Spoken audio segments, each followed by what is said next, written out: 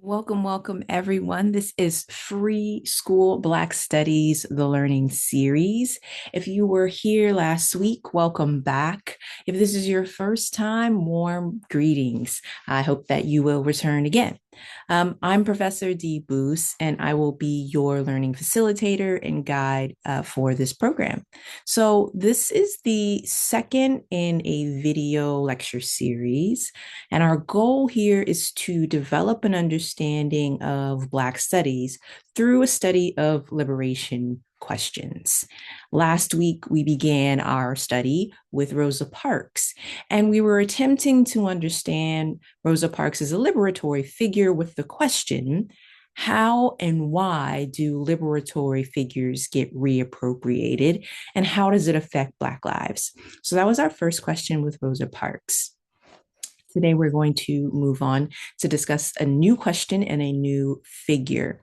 And that figure is actually one of the most well-known figures in all of Black studies, and that is Malcolm X. So let us get into it. Let's go to this first slide.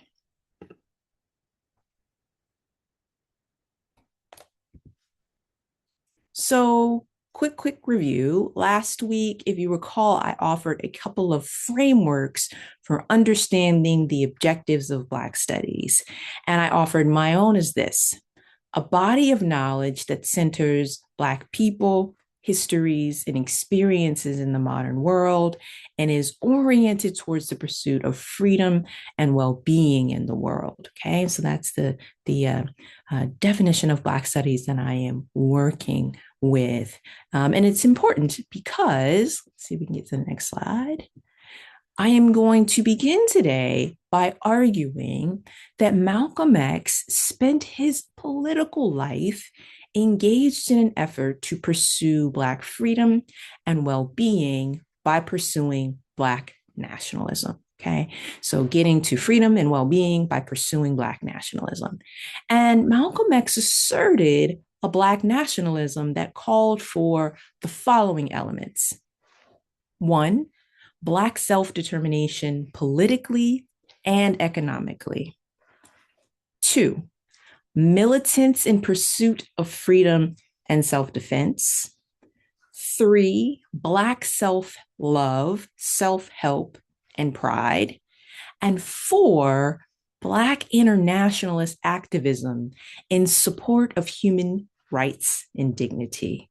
Okay, so those four elements in his assertion of Black nationalism. Okay, now it's important to understand that Malcolm X's concept of Black nationalism didn't come from nowhere, it didn't just come out of the ether. Malcolm X's Black nationalism was nurtured in the conditions of the Americas in the modern world. And so in today's lecture, we're going to think through historical influences on 20th century Black nationalism in preparation for thinking through the legacies of Malcolm X in our discussion section. So legacies that are affecting us today that we will discuss on Thursday. Okay, so we're going to move into some history, but stay with me. The point is to understand some origin sources of 20th century Black nationalist politics that Malcolm adopted into his own political program. So the very first thing we're going to do is talk about this word nationalism. Okay. So nationalism, the word nation, right? The root part of this word evokes a concept evolved by the end of the 1700s and what we think of as the Western world. Okay. And by nation, they were pointing to people with cultural commonalities and people who existed generally in bounded territorial spaces who could form a political society. Okay. And so these would be nations and they would be governed in nation states. And so a quick way to understand nation state is this: state is the government, nation, the people. Okay. However, for Black people in America, there was a problem with this nation concept.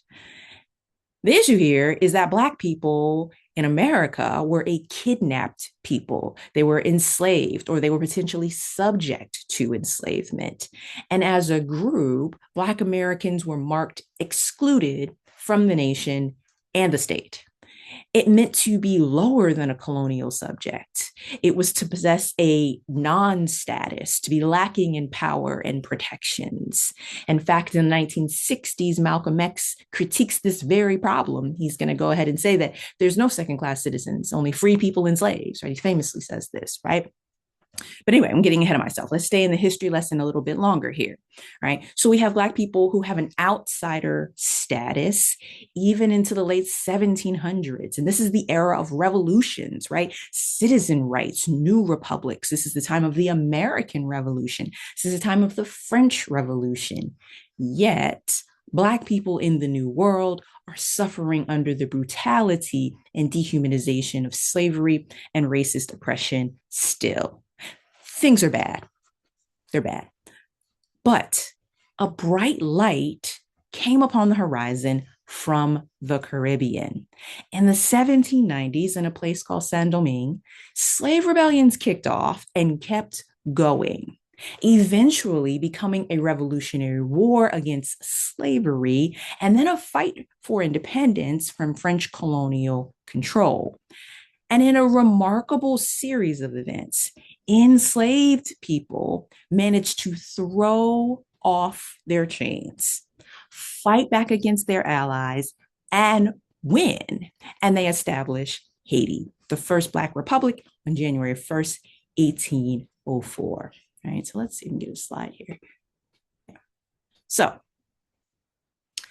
this was monumentally important because it demonstrated to oppressed Black people that a free Black nation could exist in the political world. Okay.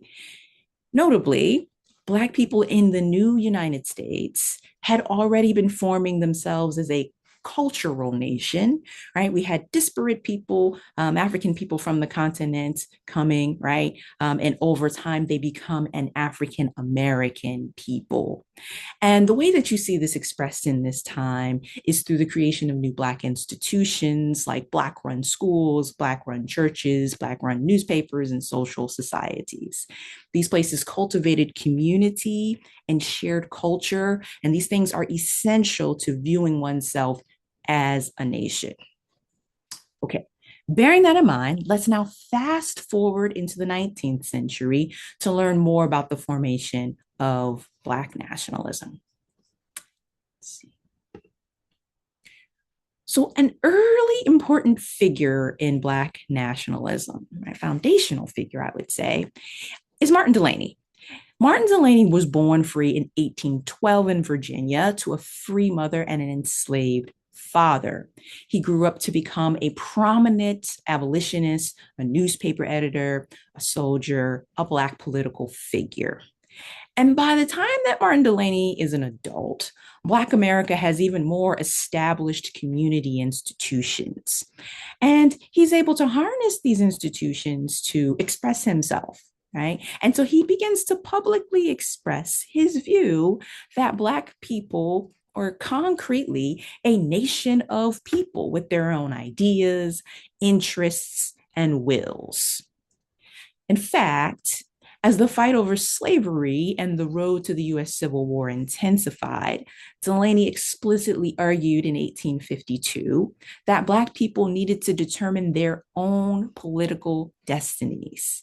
Now, I'm going to read some of the language of his, and I want you to consider if you hear any echoes of Malcolm X's speeches, which would occur about 100 years later. All right. Okay. So this is Delany in 1852. He says, every people should be the originators of their own designs, the projectors of their own schemes, the creators of the events that lead to their destiny, the consummation of their desires.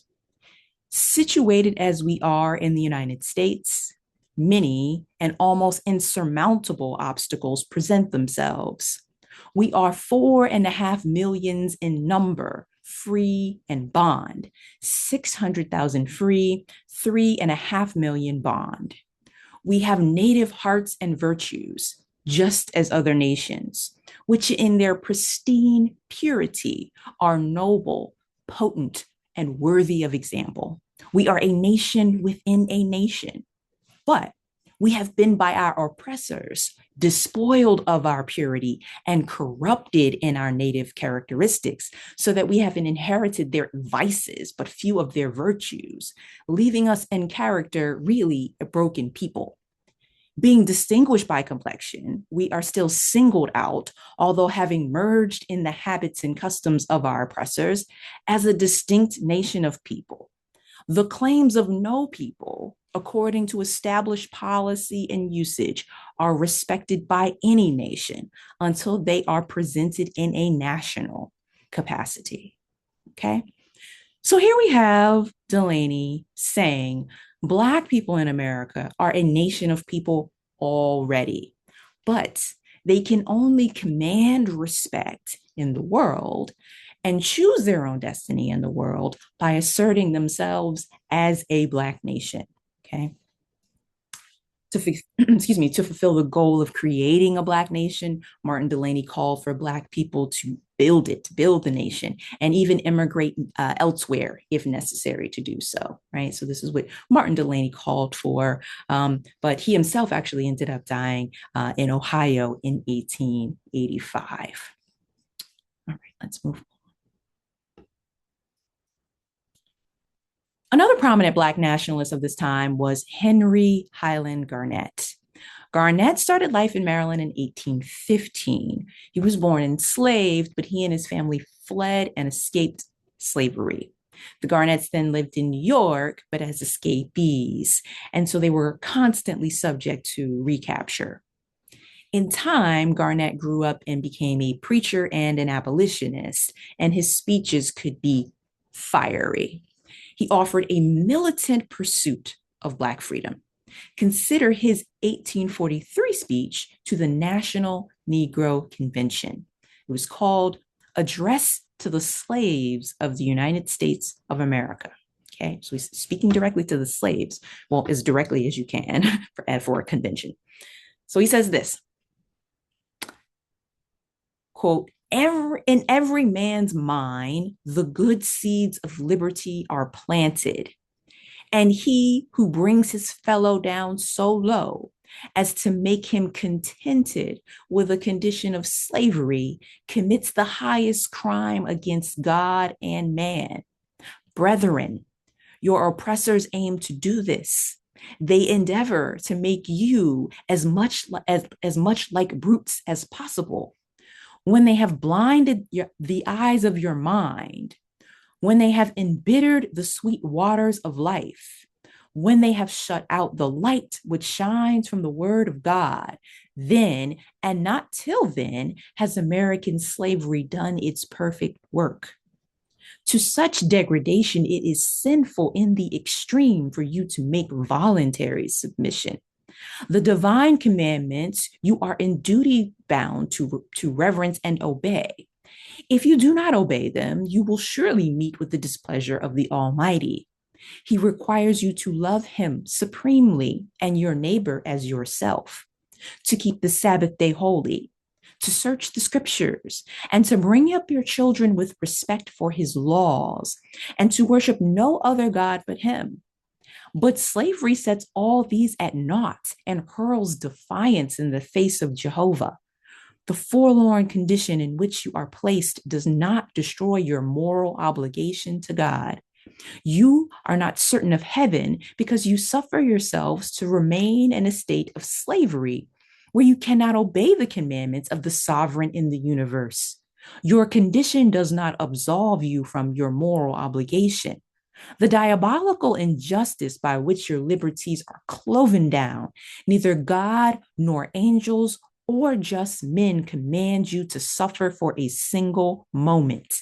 Therefore, it is your solemn and imperative duty to use every means, both moral, intellectual, and physical, that promises success. He goes on to say this. Let your motto be resistance, resistance, resistance. No oppressed people have ever secured their liberty without resistance. What kind of resistance you had better make, you must decide by the circumstances that surround you and according to the suggestion of expediency. Brethren, adieu. Trust in the living God. Labor for the peace of the human race, and remember, you are for millions. So this is Garnett speaking at a conference and directing his language to enslaved people, telling them to rise up. Right? He's doing nothing less here, but exhorting his fellow Black people to fight by any means necessary. Fight for your freedom. Just over 100 years later, Malcolm X would exhort his people to do the same. Yeah. Okay. Let's see if we can get to this next slide. Now, for a more direct Black nationalist influence on Malcolm X, we have Marcus Garvey. Garvey was a founder of the Universal Negro Improvement Association and the promoter of the Back to Africa movement. Both of Malcolm X's parents were influenced by and supporters of the Garveyite movement. And Garvey, through his own words and that of the UNIA, would make his Black nationalist ideas very plain. In 1920, in the Declaration of Rights of the Negro Peoples the Declaration of Rights of the Negro Peoples of the World preamble, Garvey's UNIA asserted, quote, in order to encourage our race all over the world and to stimulate it to a higher and grander destiny, we demand and insist on the following Declaration of Rights. 1. Be it known to all men that whereas all men are created equal and entitled to the rights of life, liberty, and the pursuit of happiness, and because of this, we, the duly elected peoples of the Negro, representatives of the Negro peoples of the world, invoking the aid of the just and almighty God, do declare all men, women, and children of our blood throughout the world free citizens, and do claim them as free citizens of Africa, the motherland of all Negroes. 2, that we believe in the supreme authority of our race in all things racial, that in all things are created and given to man as a common possession, that there should be an equitable distribution and apportionment of all such things, and in consideration of the fact that as a race we are now deprived of those things that are morally and legally ours, we believe it right that all such things should be acquired and held by whatsoever means possible. The UNIA is addressing the world on behalf of Black people. And the Garveyites are understanding race to be a unifying factor for Black people around the world, right? They are saying that, hey, we have these rights and we claim them. We stake our claim here. Garvey is also insisting on Black self-help and pride in that self-help. The UNIA declaration asserted, quote, the Universal Negro Improvement Association teaches our race self-help and self-reliance, not only in one essential, but in all those things that contribute to human happiness and well-being. The disposition of the many to depend upon other races for a kindly and sympathetic consideration of their needs, without making the effort to do for themselves, has been the race's standing disgrace by which we have been judged and through which we have created the strongest prejudice against ourselves.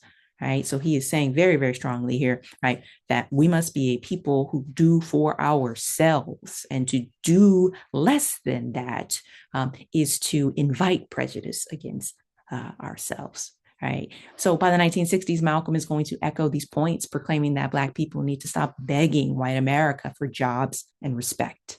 Instead, Malcolm's going to say you have to organize yourself, create your own businesses, employ yourselves, and support yourselves. And by doing that, you can live without want and you can live in dignity.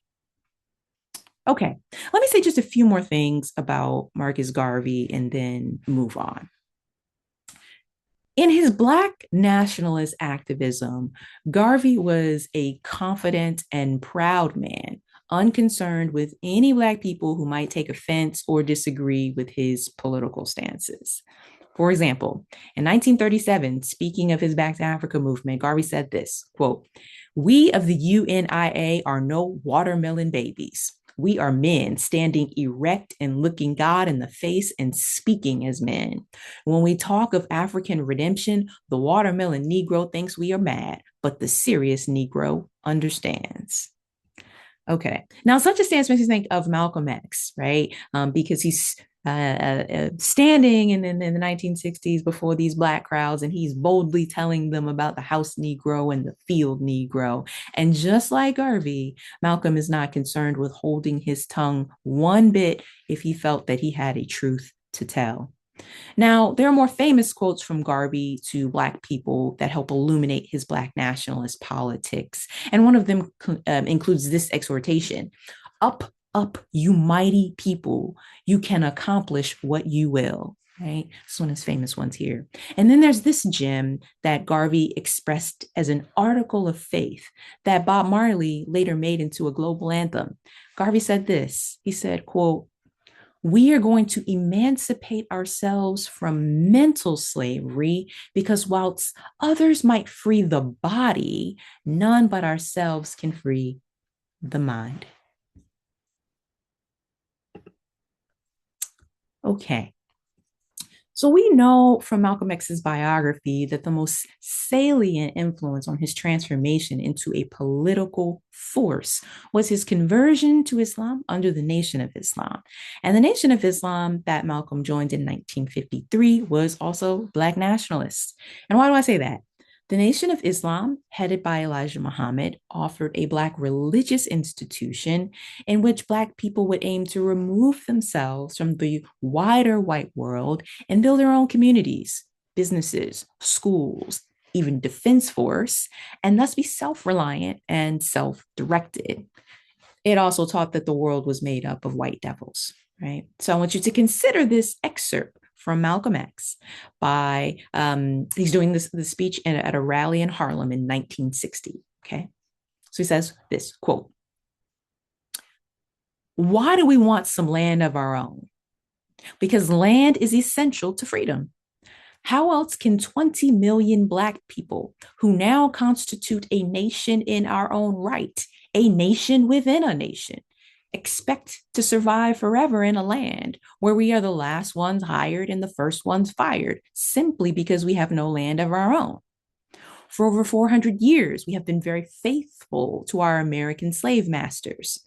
Now God is warning them through Mr. Muhammad that they should be nice enough to give us some land so we can separate ourselves from them and get started for ourselves." He continues on later in the speech saying this: "We Muslims don't want to be a burden on America any longer. God has given Mr. Muhammad a divine message, program, and solution. We must have some land. The white man should be glad to give his loyal slaves some land so we can get out of his way and go for ourselves. We will then set up our own farms, factories, businesses, and schools, and show him how much we appreciate the education he has given us by using it to become self-sustaining economically and otherwise. We want some land where we can create unity, harmony, and brotherhood and live together in peace. Since America now sees that this false show of integration and intermarriage will not work, she should make immediate steps to set aside a few of these states for us and put us there for ourselves." Right. So this is Malcolm in 1960, right? And perhaps we can hear via Malcolm how the Nation of Islam brought together powerful aspects of Black nationalism. There's the political self-determination and the desire for their own states, like physical states. There's the subtle threats of a militant pursuit and that warning from God. There is the certainty, there's certainly the expression of self-help and pride in creating a society for themselves, right? So we can see the Nation of Islam bringing all of those threads together. Okay, let's move on to the last point on Malcolm's Black nationalism. So in March of 1964, Malcolm had famously broke with the Nation of Islam. The break would result in a tragic end for Malcolm. But in the last year of his life, Malcolm, moving independently, was able to lean strongly into the internationalist impulses of his Black nationalist politics, especially in his aims to fight for Black human rights and dignity on a global stage. Now, for context, Malcolm X's Black internationalism made sense because Black America had long been concerned with the social and political developments in other places in the Black world. The nature of Black people's arrival in the Americas, which was under the condition of slavery, under racial oppression, produced a diaspora of Black people in different places around the world and set this stage. Okay. And we can think about an earlier example I mentioned. I talked about Haiti, right? When the revolution was happening, Black Americans, free and enslaved, were not only watching, but rooting for Haitian victory. Right. And I could point to even more recent examples of Black internationalist concern, even organizing for the improvement of Black lives and well being in the world. For example, African Americans participated prominently in the first Pan African meeting held in London in 1900 and in several of its subsequent congresses. Okay. Or we can consider how thousands of Black Americans pledged their support in protests for Ethiopia when it was invaded by fascist Italy in 1935. Right. Black Americans could understand people experiencing oppression from Western colonial powers. So, in the last year of his life, Malcolm X frequently is traveling the world. And as he's doing so, he is advocating for Black rights and Black human dignity, right? And he is linking oppressed people's struggles. He's showing how Black struggles are linked to world struggles. In fact, he publicly stated in 1964 this quote, I urged Africa's independent nations needed to see the necessity of helping to bring the Afro Americans' case before the United Nations. I said that physically, we Afro Americans might remain in America, fighting for our constitutional rights, but that philosophically and culturally, we Afro Americans badly needed to return to Africa and develop a working unity within the framework of Pan Africanism. So, Malcolm believed that Black Americans and people on the continent of Africa could politically support and politically empower each other. And then just days before his assassination, Malcolm X went to Detroit and he spoke to a crowd in that February of 1965. He said this quote, I might point out that colonialism or imperialism, as the slave system of the West is called, is not something that is just confined to England or France or the United States. The interests in this country are in cahoots with the interests in France and the interests in Britain. It's one huge complex or combine, and it creates what's known not as the American power structure or the French power structure, but an international power structure. This international power structure is used to suppress the masses of dark-skinned people all over the world and exploit them of their natural resources, so that the era in which you and I have been living in the past 10 years, most specifically, has witnessed the upsurge on the part of the Black man in Africa against the power structure. He wants his freedom now. Mind you, the power structure is international and its domestic base is in London and Paris and Washington, D.C., and so forth. The outside or external phase of the revolution, which is manifest in the attitude and action of the Africans today, is troublesome enough. The revolution on the outside of the house or the outside of the structure is troublesome enough. But now the powers that be are beginning to see that this struggle on the outside by the Black man is affecting and infecting the Black man who is on the inside of that structure. I hope you understand what I'm trying to say. The newly awakened people all over the world pose a problem for what is known as Western interests, which is imperialism, colonialism, racism, and all these other negative isms or vulturistic isms. Just as the external forces pose a grave threat, they can now see the internal forces pose an even greater threat. But the internal forces pose an even greater threat only when they have properly analyzed the situation and really know what the stakes are. In this one of Malcolm X's final addresses before his death, Malcolm is pointing out the shared struggle of oppressed people in the decolonizing world with those of Black Americans struggling with racial oppression. His point is that a victory for one group of oppressed people in securing human rights and dignity is a victory for the other because it weakens the oppressor and empowers the oppressed. He's warning oppressed people that they represent a threat, a dangerous threat to the powers that be. And implicitly, I think he's saying, keep fighting, but watch your back because you do have real power. Okay, I hope this lecture has given you some important insight on the political ideas of Malcolm X and some understanding of how these ideas were already floating around in Black America. I have just one more point that I want to make before I leave us with our discussion question for Thursday. Okay, so throughout this lecture, I've been arguing that Malcolm X was pursuing Black freedom and well being through a program of Black nationalism. And we know that Malcolm X didn't come anywhere close to finishing his work before he was killed. He was killed right as he's making a new transition. Yet Malcolm still left us with a powerful legacy. However, we have to be honest, not all of it is good. And it's important that we analyze it thoroughly. So, in our discussion, what we're going to do is to think very deeply about Malcolm X as a liberatory figure. And in particular, we're going to tackle two questions. The first, what made Malcolm X's message, as he lived it and presented it, a powerful tool for Black freedom? What made Malcolm X's message, as he lived it and presented it, a powerful tool for Black freedom?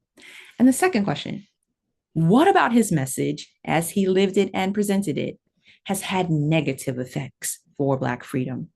What about his message, as he lived it and presented it, has had negative effects for Black freedom?